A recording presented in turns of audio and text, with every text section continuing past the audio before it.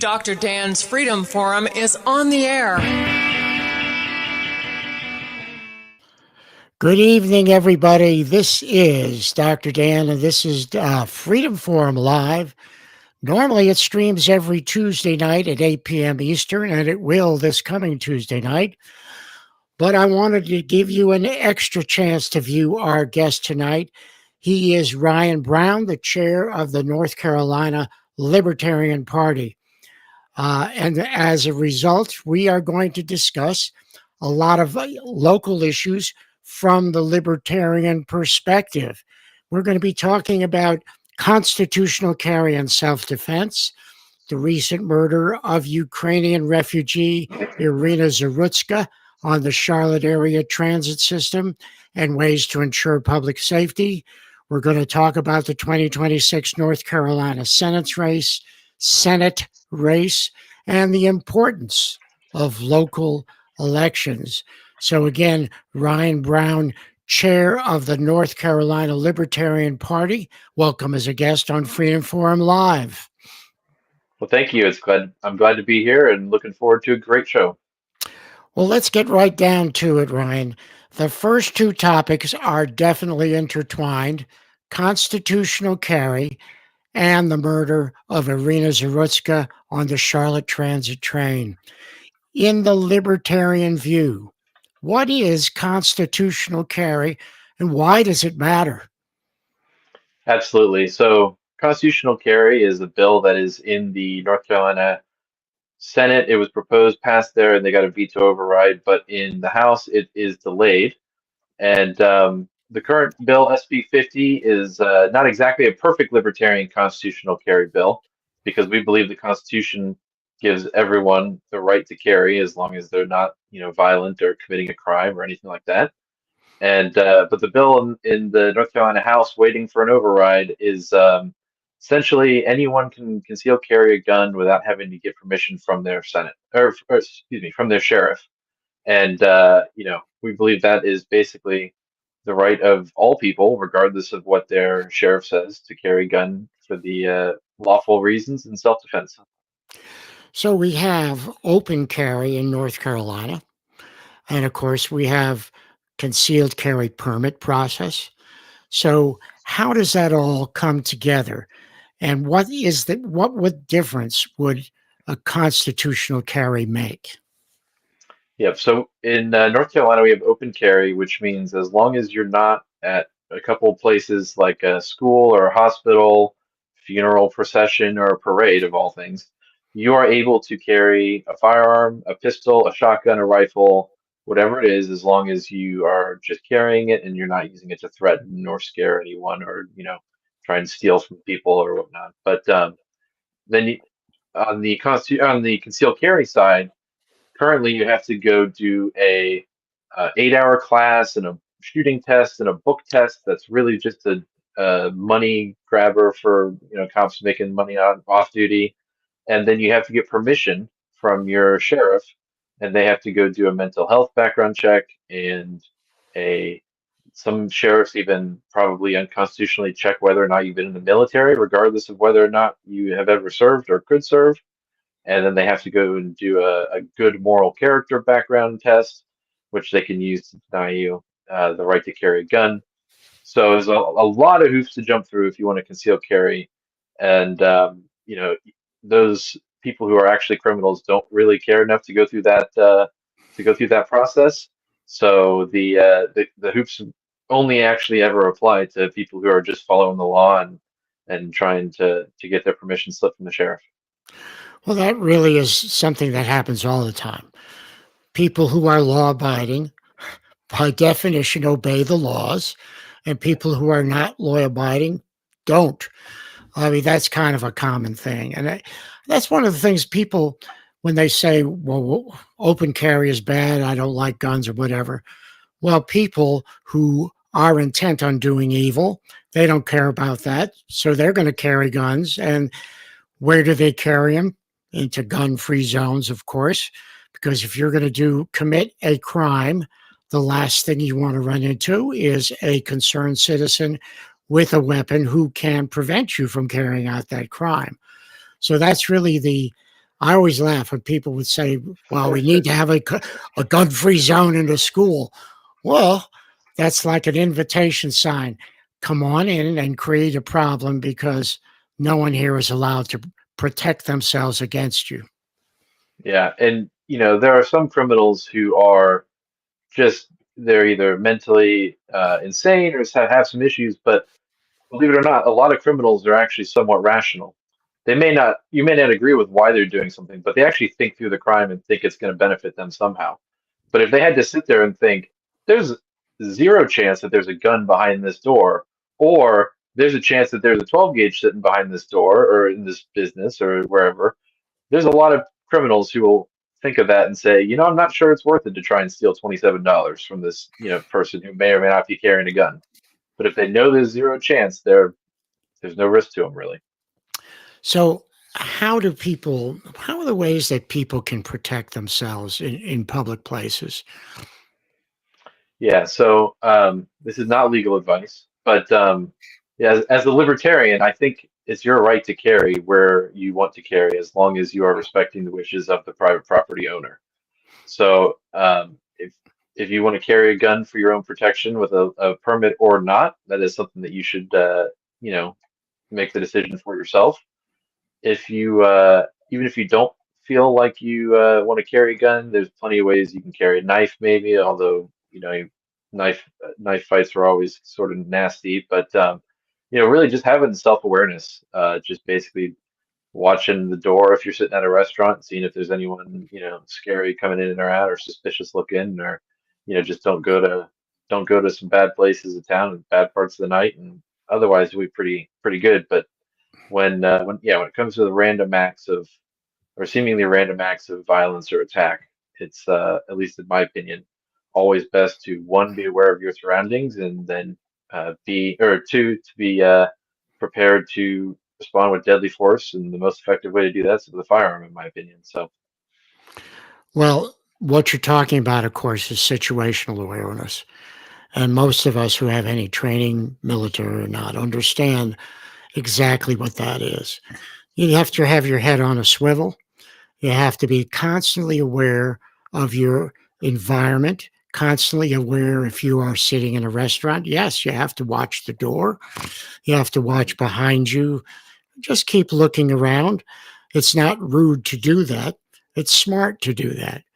And obviously, you want to have with you some means of protection. But situational awareness is something that's important. You just read a lot of stories about people jogging or walking alone out on a remote path.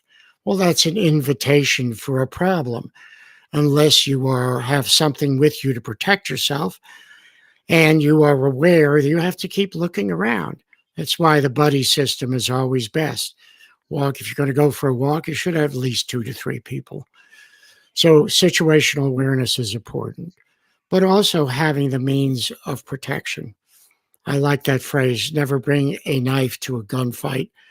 So obviously you have to be aware of your surroundings. You have to have the means and training on how to do that. absolutely, and you can get a high quality semi-automatic 9mm firearm for less than 500 or right at $500, and you can spend $100 on training and get pretty good at it with enough to hopefully defend yourself within arm's reach or just a little further out, right?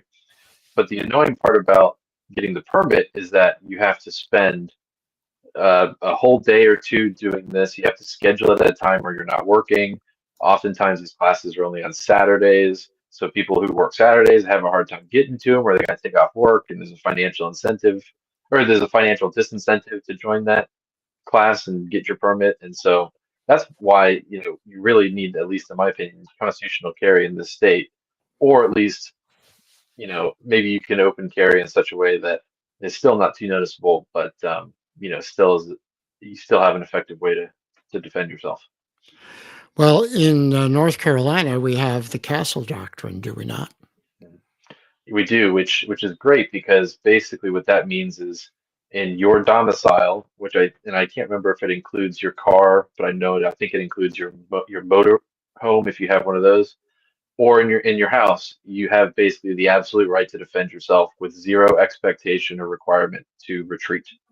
And so if anyone is doing any harm to you at your house, you have the right to defend yourself, which people sort of freak out about the castle doctrine, saying it's a right to murder and all this other silly stuff, but really it's just the right to self-defense in your own house. Well, of course. I mean, the people who would like to take all away our guns will say anything and do anything to make guns look like they're a danger.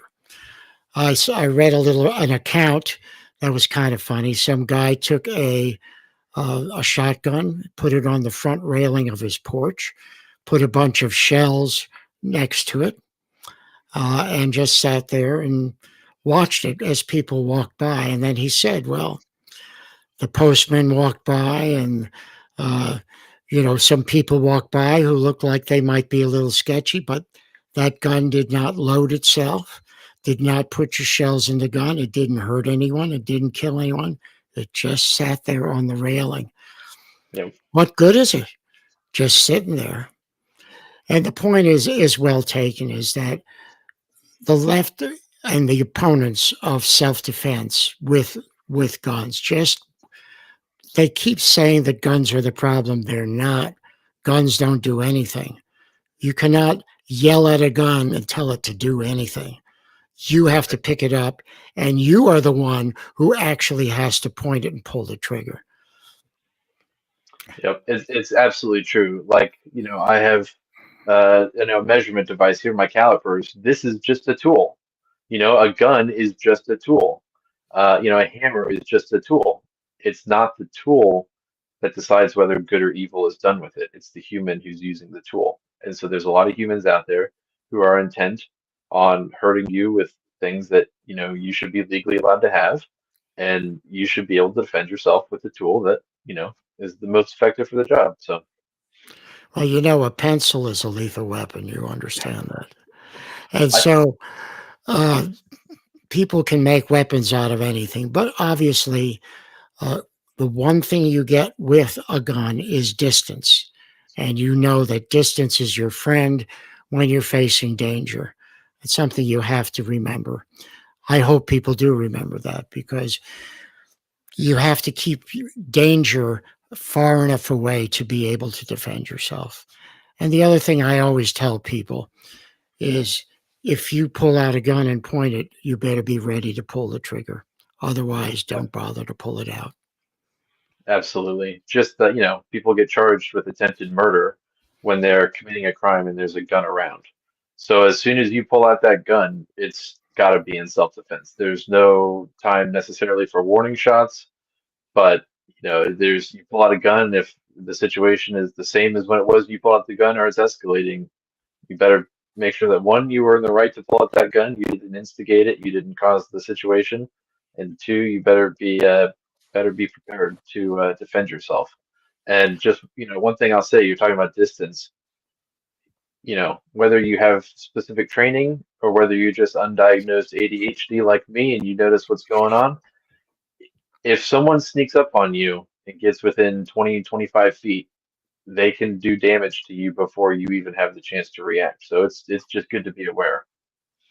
Yeah, part of our training, military and otherwise, was actually seeing how quickly someone can get to you from even 10 yards, 15, even 20 yards away. So that's what situational awareness is all about. And that really pertains to our next topic, does it not? The killing of Iryna Zarutska on the Charlotte Rapid Transit. If you watch the videos, she walks on, she sits down. She chose a seat that I would never have sat down in. That's part of situational awareness. And she immerses herself in her phone. And what happened? Yeah, it's sad. I'm not saying we should ban the videos, but personally, I hate seeing those videos. It's just so tough to watch. I watched the uncensored version once, and I basically just had to log off for the night because it was just horrible. but yeah, she gets on the train. I think it's 4 or 5 minutes later. Um, someone, I say someone, the murderer came up behind her, stood up from his seat, and then just ended her life. And it's incredibly sad. It's a situation that never should have happened. Um, and it's just there's no excuse for it, and it's really sad. And sort of just tying it back to our last topic, it was a gun-free zone. It was a knife-free zone. It was a dangerous weapons-free zone. But in the end, that doesn't matter because people who are intent on doing harm will do it no matter what the law or the regulation says. And it's just incredibly sad. Iryna, she left Ukraine, horrible war, and ends up dying in the place where she sought refuge, and that's just sad.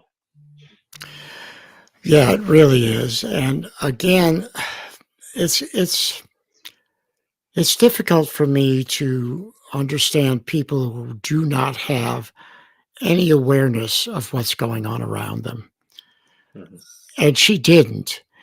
Uh, and coming from a country that is at war, it's kind of surprising, wouldn't you think? Yeah, and I don't want to sound like we're blaming her, right? Because you should be able to just ride a train and fall asleep or be unaware of your surroundings, and everything's fine. Unfortunately, we live in a fallen world, and yeah, it's just you have to be aware of your surroundings.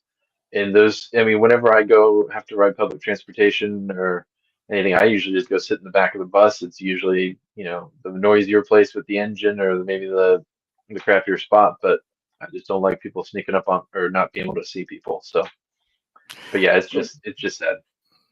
Right. Again, I mean, of course, I'm not blaming her in any way, but it is a lesson for all of us. And on that on that train, how do you protect people in public transportation? Well, part of it is that the the Charlotte CAT system, they do not allow people to carry knives or guns or any other weapon to defend themselves.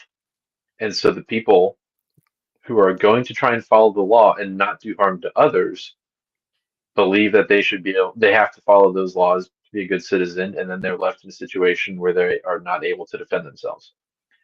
Now, there's always the trade-off of security versus security theater, right? So we could make everyone, go through a metal detector, except if you just leave an entrance off to the side, like they probably would do it, at a bus station or something, it doesn't really help if people can sneak on.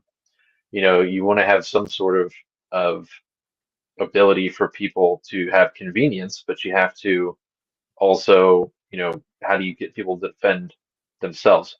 Part of that is just making it so that you're allowed to carry a weapon on or self-defense devices on these trains. And City of Raleigh bus station buses, I think, maybe block them. I know Charlotte buses do. The light rail system does. So, basically every time you step into that right now, you're stepping into a gun-free zone. Getting rid of that at least gives the rational criminals something to think about. I think that would make, theft or abuse or anything else less likely to happen.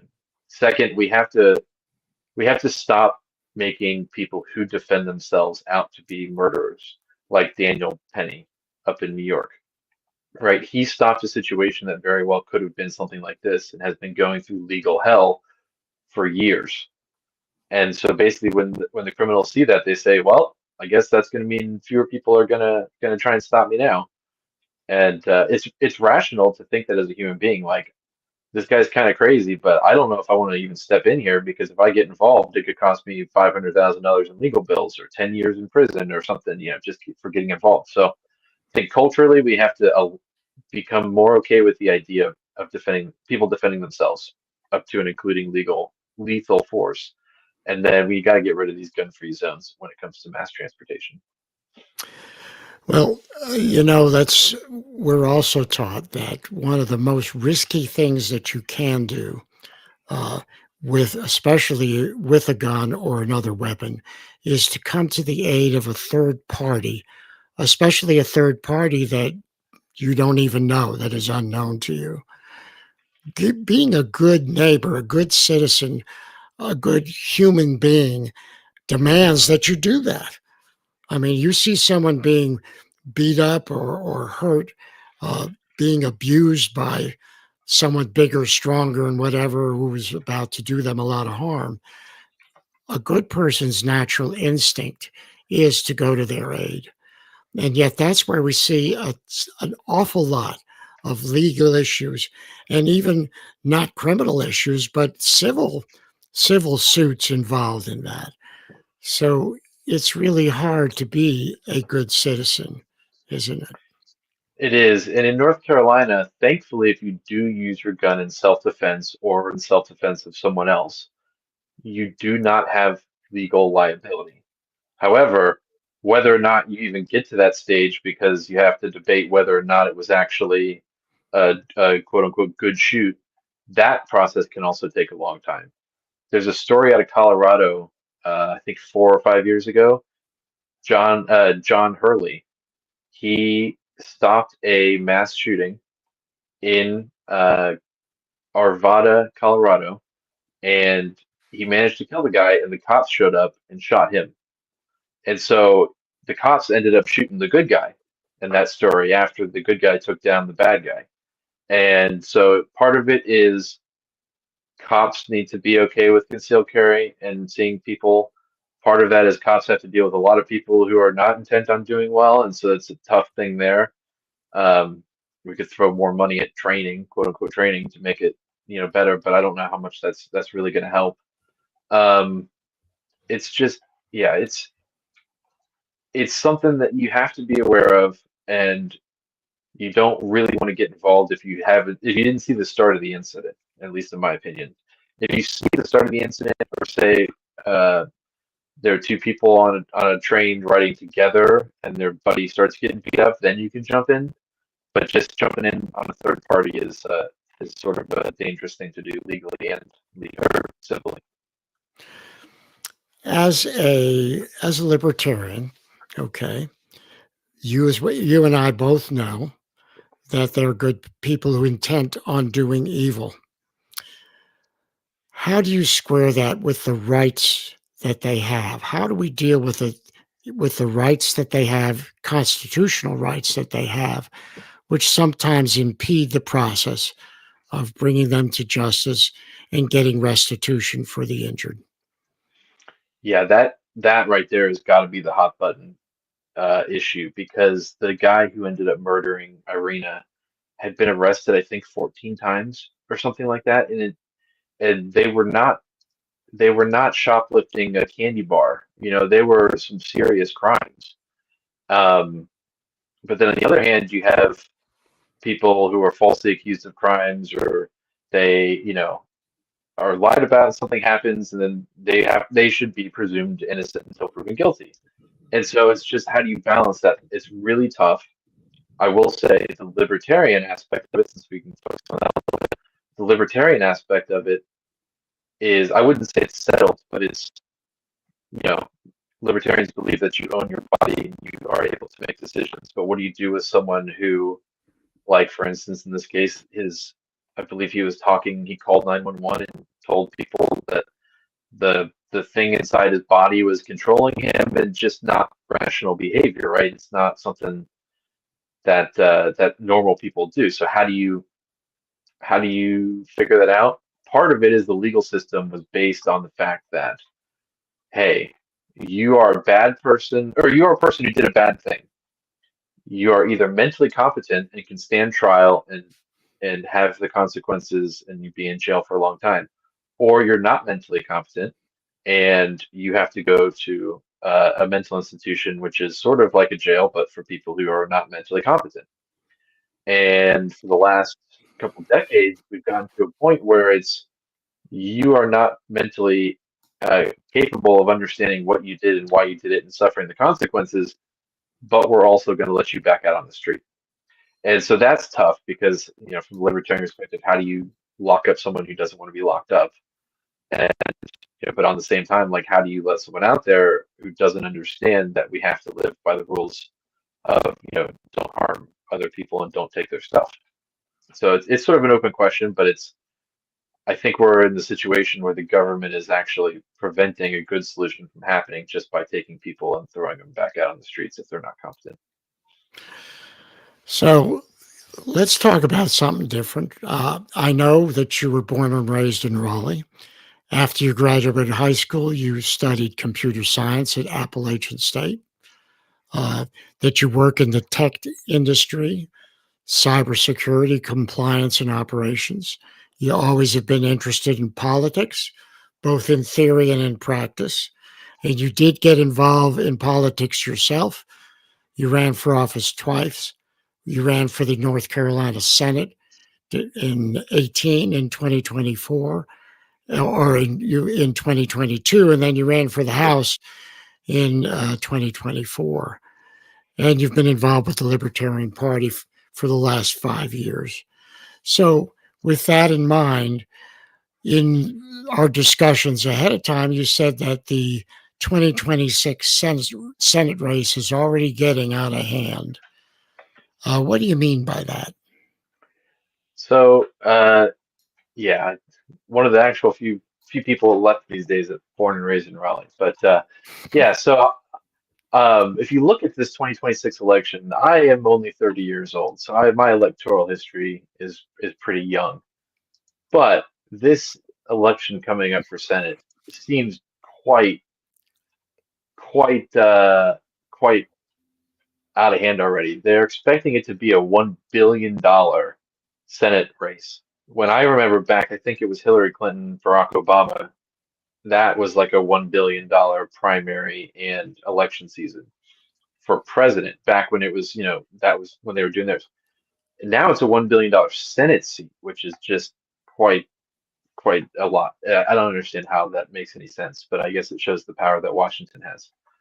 But yeah, so that's $1 billion there. The North Carolina GOP seems to be just straight up endorsing Whatley over anyone who wants to challenge him, and they've got Roy Cooper who's jumping in there, who is people say he's moderate, but he's basically Gavin Newsom, but he looks better on paper because he's was leader of a red state, but he's a pretty big leftist.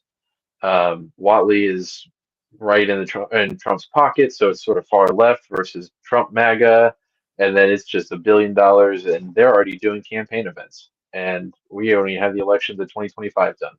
So that's sort of where I'm thinking it's getting out of hand, but it'll be a race to watch, I guess. Well, it's always a problem when the establishment of the party chooses someone when they're not supposed to. It's supposed to be our job to vote in the primary. And you know as well as I do, the primary is the most important election that you can vote in. That's where things are really decided. Once you get to the general election, not so much. You really are at the mercy of the whatever the numbers are for the most part.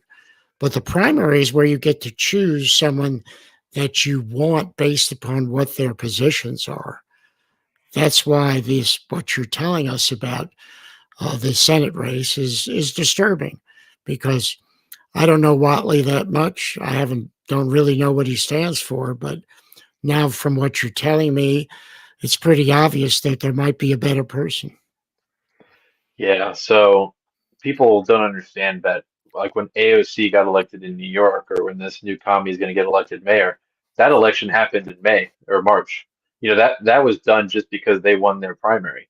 So in North Carolina, it'll be interesting because it's a midterm year, and North Carolina likes Roy Cooper, but they also like Republicans. So who really knows exactly what's going to happen?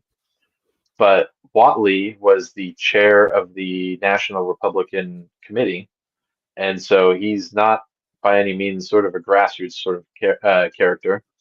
There's Don Brown, who's running for U.S. Senate as a Republican, but he's basically being shut out of the primary a little bit.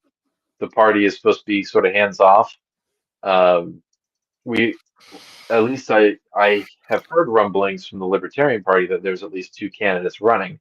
So, or who are thinking about running. So I'm not going to tip the scale too much there, but I will tell you the people that I know who are considering it are both good libertarians. They are both principled libertarians. They actually want to bring down spending as opposed to Watley, who might just want to spend more, and Roy Cooper, who wants to spend even more than that. So, you know, I don't know exactly how it will pan out, but yeah, there's going to be a libertarian in this race. It's going to be a good principled libertarian who will be selected at the via the primary if more than one runs. But it'll be interesting to see because Watley, not, I mean, so both of these characters, people, Watley and Cooper, are both really liked and really hated by some people on their side and their other side. So it'll be interesting to see how it goes. In a race like that, where there's obviously going to be a ton of money spent, as you mentioned, how does a libertarian candidate compete with that? It's really tough. So like I was saying, there's going to be $1 billion in ads spent. A lot of the ways that we can do that is by having multiple candidates run. So we'll probably have close to 50 candidates run. And so people who are looking down ballot will see, hey, there's another libertarian.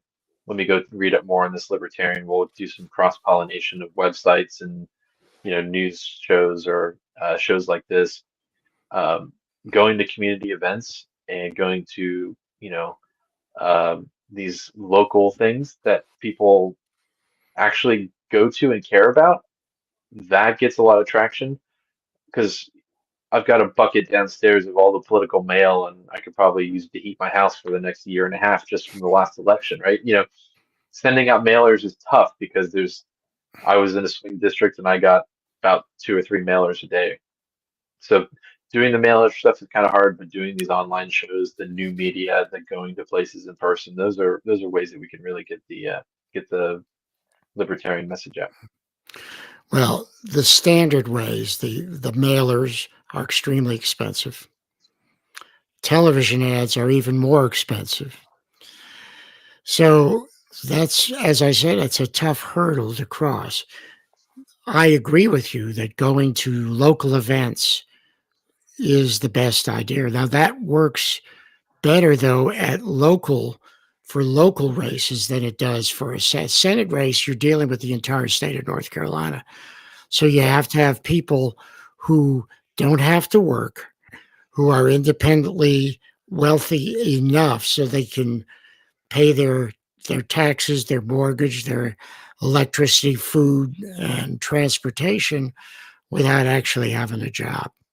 Because Yeah. you cannot do that and have a job. Yeah, no, it's quite tough. I know in 2024, our governor candidate, Mike Ross, he was out there hitting events throughout the state, and that was really good.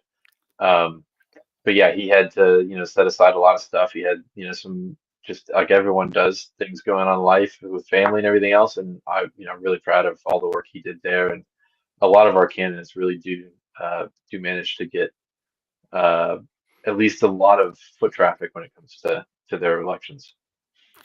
Well, that comes back down to the last point you sent me, and that's the importance of local elections. How do you see that? Absolutely. So in North Carolina, there's sort of a 4-year cycle of elections where you have presidential year, and that's usually a Senate year, and then there's House and General Assembly, and everyone, sheriff, everything it's a huge ballot. And a lot of people only vote in those elections, or maybe those in the midterm elections. But what people don't realize is in a year like this, 1 year after the presidential election, they elect a lot of local city councils, mayors. I think there might be some county stuff, but there's also lots of bonds that can be on the issue, or bonds or other ballot issues on the ballot, where during these elections there's something like 10 to 30% output or voter turnout. And so a lot of libertarians can run during these local elections and get elected, especially in smaller places. We have a couple incumbent sitting members of government. We have a mayor, and I think another board member who are incumbent who are running again this year. So there's a lot of smaller local elections that a lot of people don't think about. But one issue, just locally where I am in Creedmoor, North Carolina, north of Raleigh, is that there are automatic license plate readers at every entrance and exit to the town. So my local government is spying on every single person who comes in and out of the town.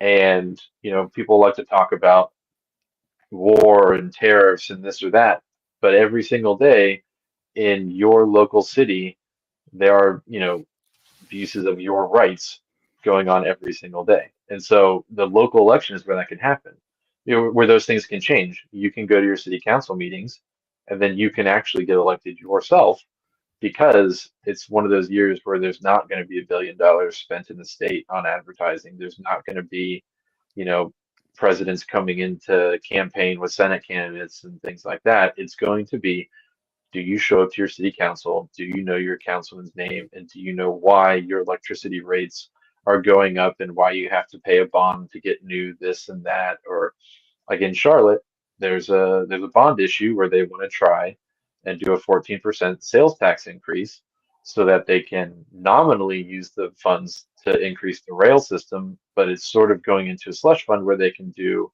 anything they want with it. But it's a 14% tax increase on your ballot in Charlotte. So people need to go out and focus on those local elections and see things like that. Those are some of the things you really have to watch out for. Is it's one thing to increase taxes with a specific purpose, and people will say, yes, I want that done and I'm willing to pay those taxes, as opposed to tax increase. It goes into the general fund, and in the general fund, who knows, it could go to work, be used for anything.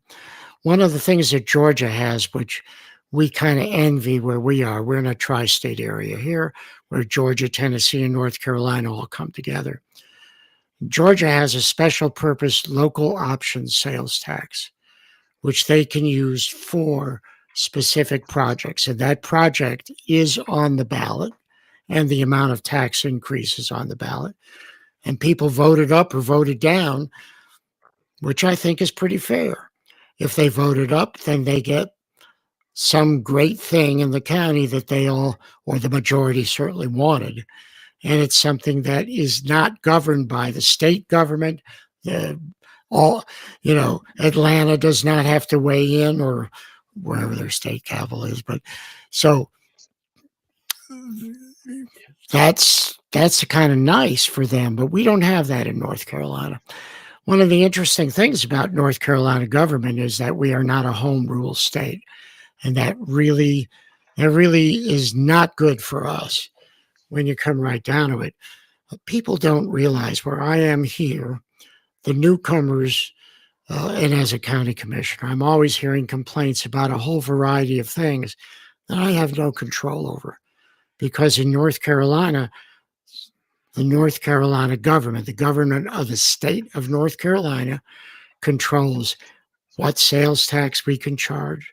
It owns every single road in the state of North Carolina. So people say, my road is, fix my road. I said, yeah, I don't do that. That's not our job. You have to write to Raleigh. Well, good luck with that. So home rule is really nice. And if there was some way we could get it, it would be wonderful for us here in North Carolina. Imagine the difference with things that we could do with we have 100 counties, the vast majority of which are conservative, very conservative counties. We could really run the state in a conservative way if every county had an equal say, like in a Senate. That's my dream. My dream for North Carolina is 100-person Senate, one senator from each county. I will I, I will agree that I think counties should have more control. But I will say though, the home rule versus Dillon rule, the nice thing about that is that whenever I have to go visit some family out west, I don't have to drop my gun off at the Durham County border and because I'm not allowed to conceal carry though, so, or going through Orange County or going through Greensboro, some of these counties. So there is a Yeah. little bit of good things there. I wish the state would preempt Charlotte and force them to allow people to carry guns on their light rail.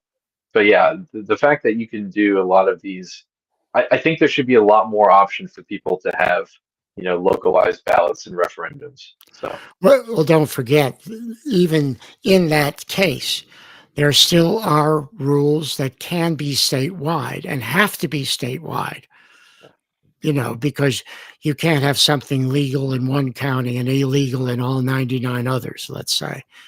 yeah, But still, that Dillon rule that we live by here really constricts our freedoms on a local basis. Things that yeah. we would like to do and should be able to do in our county that we absolutely cannot.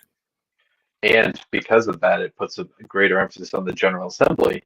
And looking at some of the General Assembly spending numbers, there are $1 million races for General Assembly where you get $15,000 a year and I don't know what, $75 per diem. Like, there's no way that you're going to make your money back on those races. It's just that there are people with interests who donate $50 or $100,000 to a race, and they're hoping to get better regulation or better law to favor them. So it's just, if you had more local items under local control, you really wouldn't have this huge consolidation of power in the state. Well, and that goes back to one of the earlier points that we talked about, which is basically if you have to spend $200 million for a job that pays $175,000, there's a lot of money that's going to come in and it's going to go places where you don't want it to go or we don't know where it's going. That's really what happens, isn't it? And then you get elected, and 3 weeks later, you get a phone call from somebody that says, "Hey, remember that $18 million I donated to your campaign? Yeah, here's some regulation I want you to do. Oh, by the way, vote yes on this, and oh, we need a Raytheon contract in my district, and we need that kickback, and we need all this other stuff, and it's just it gets out of hand, and the amount of money we spend on politics because of how much control the government has is just, it's not right. It isn't right. And I guess that it would be very nice if we could have some changes that made it reasonable, but I don't see that coming in the near future. No, So, I don't think so. uh, so what do you have to say in the final minutes here about the libertarian perspective and what it means to you? Sure.